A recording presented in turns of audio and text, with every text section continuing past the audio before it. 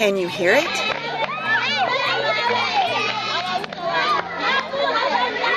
It's the sound of children playing, and they're playing with abandon, as if they don't have a care in the world. It's the sound of strength, of kids who are growing strong physically, mentally, and spiritually.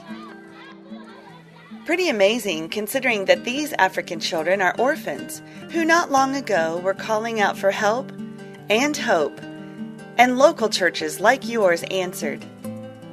Every school day in the Central African Republic, hand-in-hand orphan schools, in partnership with their sister churches in North America, are blessing as many as 50 orphans with real help, food, education, medical help, moral support, and in a word, hope.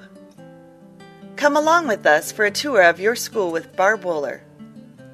Greetings to the Valley Family Church in Kalamazoo, Michigan, and welcome to the Central African Republic.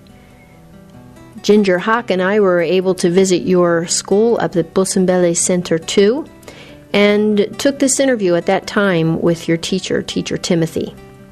Hello, folks. This is your teacher, Timothy, and I'm here at Bossembele and want to do a little interview so that you can get a little information about your school.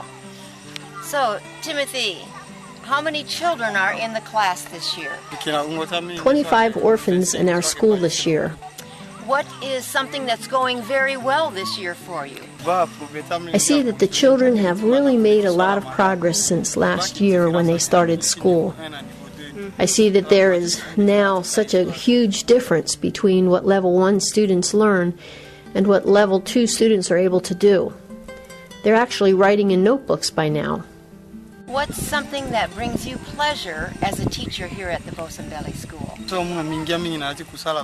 Something that really blesses me is knowing that we have a partner church that is helping us in teaching these children. You know, in our church today, many people come to services without a Bible because they do not know how to read.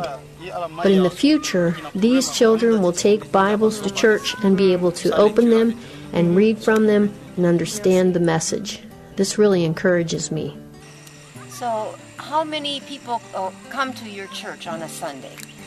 Sometimes we have as many as 200 in attendance. And you have a lot of orphans in your church. In our church, we now have over 60 orphans. Are you doing a garden to help the orphans in your church this year? Yes, we have a garden this year. Last year's garden was eaten by our neighbors' pigs that got loose. This year we have planted another garden and are putting a fence around it so that it doesn't happen again. And are those the things that you use when you feed the children every day? The produce from this garden goes to feed the orphans who get lunch every day.